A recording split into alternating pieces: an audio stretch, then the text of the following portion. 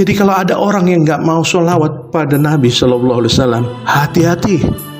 Jangan-jangan emang dia nggak dipanggil sama Allah Subhanahu Wa Taala. Soalnya yang dipanggil untuk bersolawat pada ayat tersebut kan hanya orang-orang yang beriman.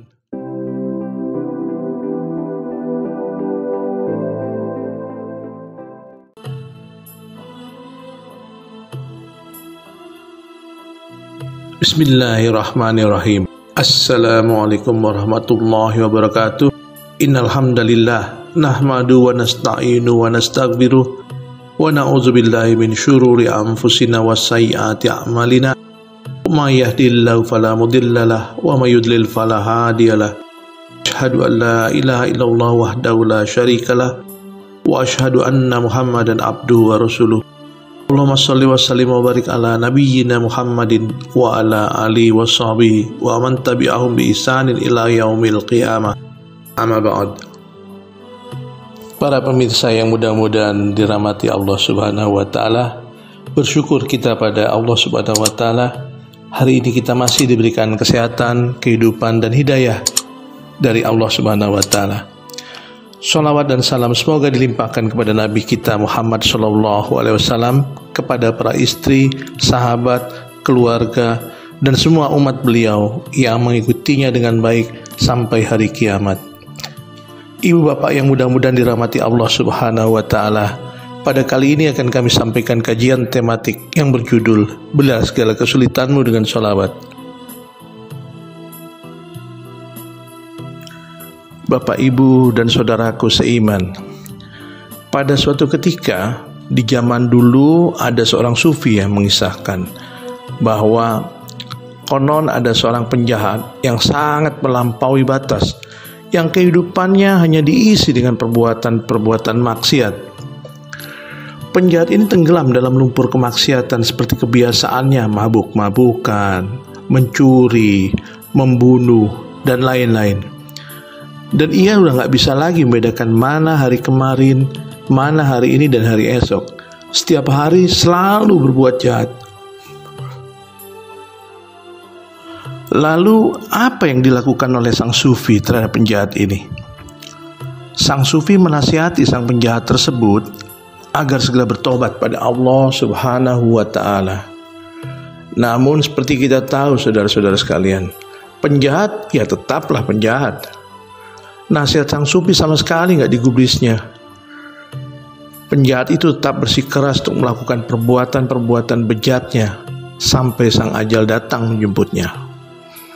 Sang penjahat tersebut menurut sang sufi benar-benar bernasib gak baik karena ia gak sempat bertobat.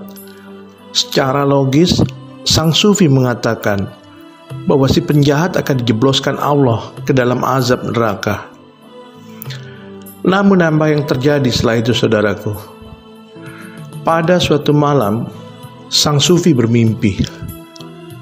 Ia melihat penjahat berada di tempat yang amat tinggi dan mulia dengan memakai pakaian surga yang hijau, yang merupakan pakaian kemuliaan dan kebesaran. Terheranlah sang sufi dan bertanya pada sang penjahat, "Bagaimana engkau bisa seperti ini?" Sang penjahat menjawab, "Wahai sang sufi, ketika menjelang aku mati, aku pernah hadir di suatu majelis yang sedang melakukan zikir. Aku mendengarkan orang yang alim yang ada di situ berkata, barang siapa yang bersolawat atas Nabi Muhammad SAW, niscaya menjadi wajib baginya mendapatkan surga." Kemudian si orang alim itu mengangkatkan suaranya dan membacakan sholawat atas Nabi Shallallahu Alaihi Wasallam, dan aku pun beserta orang-orang yang hadir di situ mengangkat suara untuk melakukan hal yang sama. Maka pada saat itulah aku dan kami semua diampuni dan dirahmati oleh Allah Subhanahu Wa Taala yang Maha Pemurah terhadap nikmatnya. Dari kisah tersebut, ternyata pertolongan Allah itu muncul karena sholawatnya kepada Rasulullah SAW. Dan dalam sebuah riwayat lain, Rasulullah SAW pernah bersabda bahwa malaikat Jibril, Mikail, Israel Israil alaihissalam telah berkata pada Rasul sallallahu alaihi wasallam, malaikat Jibril berkata, wahai Rasulullah, siapa yang membaca sholawat atasmu 10 kali, maka akan kubimbing tangannya dan akan kubawa melintasi titian seperti kilat yang menyambar. Sementara malaikat Mikail berkata, mereka yang bersalawat atasmu akan kuberi minum dari telagamu ya Rasulullah.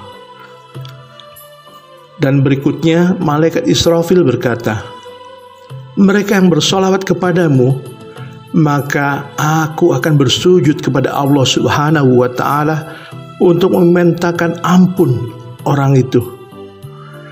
Dan yang terakhir malaikat Israel pun berkata, mereka yang bersolawat atasmu akan aku cabut ruhnya selembut-lembutnya, seperti aku mencabut ruh para nabi. Bapak, ibu, dan saudara-saudara sekalian yang dimuliakan Allah, bagaimana kita nggak cinta kepada Rasulullah kalau ternyata malaikat pun sudah memberikan jaminan untuk orang-orang yang bersolawat pada Rasulullah SAW.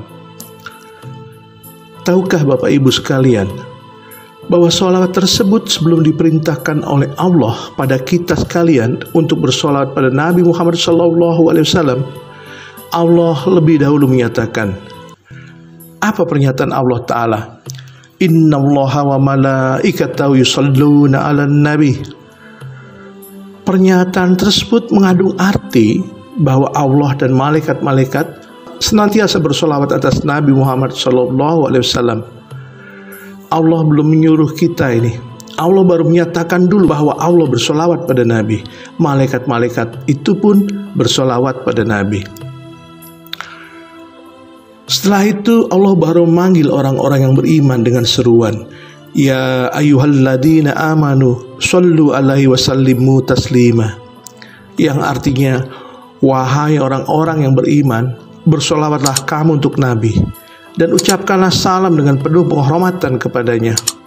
Ayat tersebut sebagaimana firman Allah pada surah Al-Ahzab ayat 56. Jadi, kalau begitu salawat itu adalah sebuah amalan yang kita diperintahkan untuk mengerjakannya, dan Allah Ta'ala pun melakukannya. Jadi kalau Allah dan malaikat aja bersolawat pada Rasulullah SAW, masa sih kita nggak mau bersolawat? Maha suci Allah Subhanahu wa Ta'ala uluwan kabira. Jadi kalau ada orang yang nggak mau solawat pada Nabi SAW, hati-hati. Jangan-jangan emang dia nggak dipanggil sama Allah Subhanahu wa Ta'ala. Soalnya yang dipanggil untuk bersolawat pada ayat tersebut kan hanya orang-orang yang beriman. Pertanyaannya, kenapa sih kita harus bersolawat pada Rasul? Dan apakah Rasul mengambil keuntungan atas salawat kita tersebut? Ternyata saudaraku yang budiman, Nabi nggak pernah mengambil keuntungan apapun dari solawat kita. Yang beruntung dari salawat kita, ya kita. Rasulullah nggak butuh salawat kita. Jadi jangan pernah terpikir bahwa Rasulullah untung besar dengan salawat kita. Nabi Muhammad SAW udah dapat salawat dari Allah, juga dari malaikat.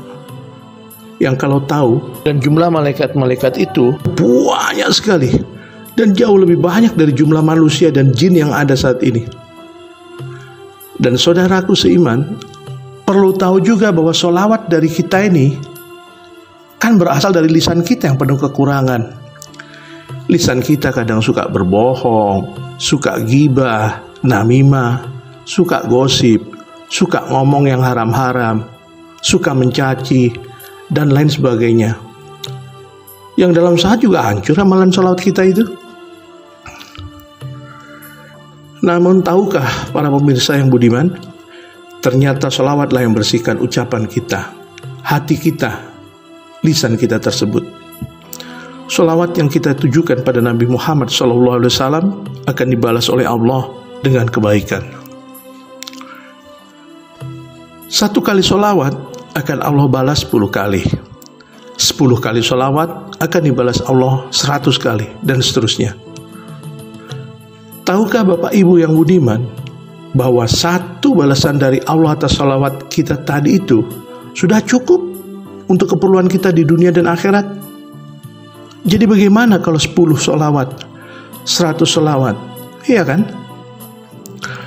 Jadi sudah jelaslah pemirsa, bahwa jika kita bersalawat pada Nabi, ternyata bukan Nabi yang mengambil keuntungan, tapi kita yang beruntung. Karena ada balasan Allah buat kita yang akan memenuhi kebutuhan kita apapun di dunia dan akhirat.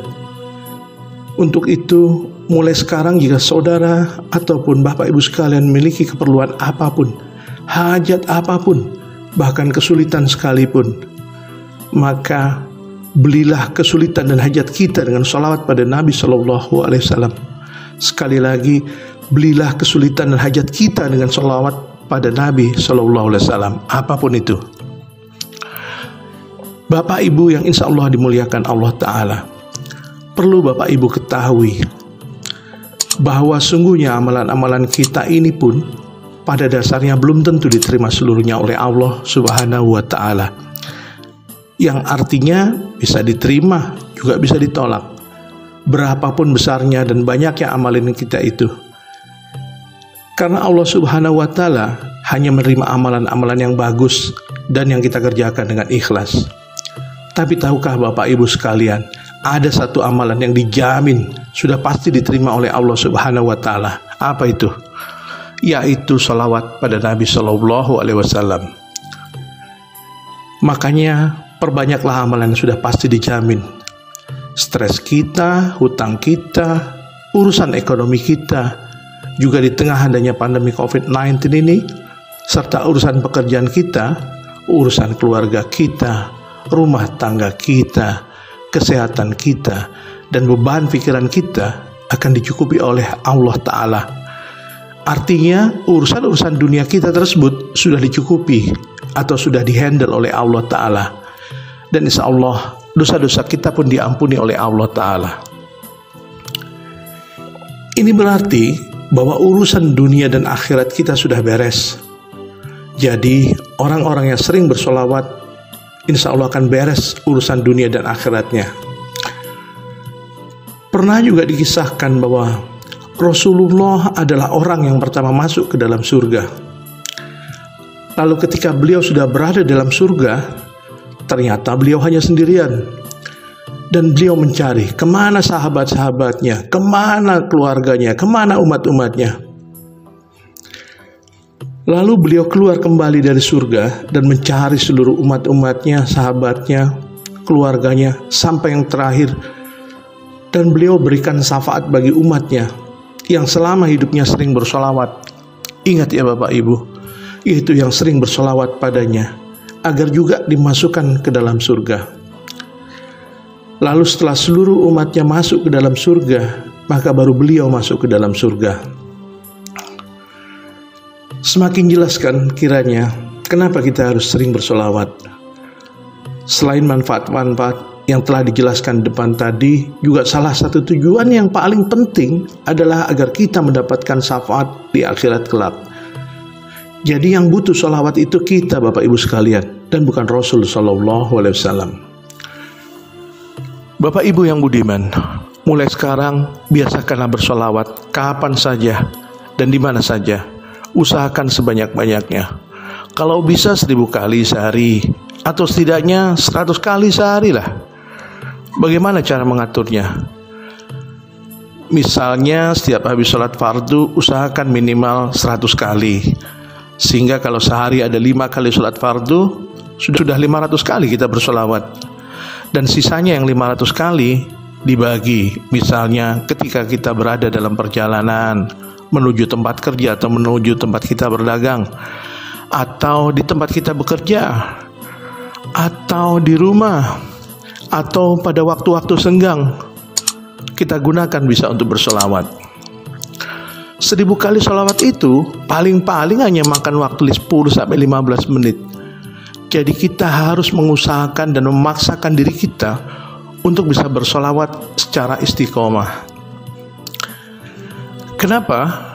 Karena panggilan untuk bersolawat itu adalah seruan Allah hanya untuk orang-orang yang beriman, sebagaimana firman-Nya pada surat Al-Ahzab ayat 56 tadi. Bapak Ibu sekalian, sholawatnya bisa yang panjang, misalnya Allahumma sholli ala Muhammad wa ala ali Muhammad kama shollaita ala Ibrahim wa ala ali Ibrahim wa barik ala Muhammad wa ala ali Muhammad kama barakta ala Ibrahim wa ala ali Ibrahim fil alamina innaka Hamidum Majid. Boleh pakai Sayyidina, boleh juga nggak pakai Sayyidina. Atau mau yang lebih pendek, misalnya Allahumma sholli ala Muhammad wa ala ali Muhammad, itu juga cukup. Dan kalau itu pun masih terasa masih panjang, ada yang lebih pendek lagi, Bapak Ibu sekalian. Ucapkanlah sallallahu ala Muhammad.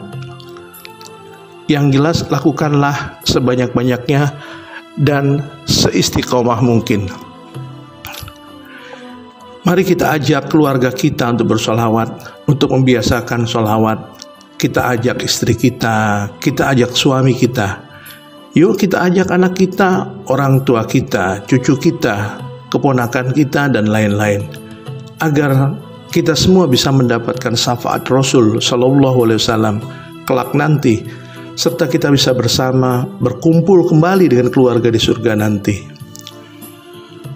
Bapak Ibu yang insya Allah dirahmati Allah Subhanahu wa Ta'ala, ada satu perkara yang perlu kita ketahui juga, bahwa doa yang selalu kita panjatkan itu sesungguhnya masih tergantung di langit jika belum dibacakan sholawat, yang artinya belum sampai kepada Allah Subhanahu wa Ta'ala. Jadi gimana caranya agar doa kita sampai pada Allah Subhanahu wa Ta'ala dan insya Allah segera bisa dikabulkan olehnya? Ternyata butuh sholawat agar bisa sampai kepada Allah Subhanahu wa Ta'ala. Untuk itu, setiap kita berdoa, maka janganlah lupa untuk mengawali atau mengakhirinya dengan sholawat pada Nabi Sallallahu Alaihi Wasallam, agar doa kita bisa sampai pada Allah Subhanahu wa Ta'ala. Bapak, Ibu, dan saudara-saudara sekalian yang insya Allah dimuliakan Allah, setelah kita tahu ini, apakah kita masih mau malas-malesan? Apakah kita masih mau ogah-ogahan untuk bersolawat pada Rasul Sallallahu Alaihi Wasallam? Padahal kita sudah tahu bahwa manfaatnya sangat besar untuk diri kita, dan juga tidak terlalu sulit kok untuk melakukannya. Nggak perlu ongkos, nggak perlu biaya, nggak perlu tenaga yang besar. Kami berpesan pada diri pribadi kami khususnya, dan Bapak Ibu sekalian, ayolah mulai sekarang kita benahi diri kita, iman kita, untuk mempersiapkan diri demi kebaikan bagi kita dan keluarga di dunia maupun di akhirat kelak. Akhiratnya kita diselamatkan dan insya Allah diberikan syafaat Rasul Sallallahu Alaihi Wasallam serta ampunan dari Allah Ta'ala. Dan bonusnya, di dunia semua urusan kita insya Allah menjadi beres serta dilancarkannya. Amin, amin, Allahumma amin. Jangan pelitlah Bapak Ibu sekalian untuk bersolawat. Demikianlah kajian singkat ini dan mudah-mudahan bermanfaat. Aqulu qawli hadza astaghfirullah li wa lakum. Subhanaka Allahumma wa bihamdika asyhadu an la ilaha illa anta astaghfiruka wa atubu ilaik. Summa wassalamu alaikum warahmatullahi wabarakatuh.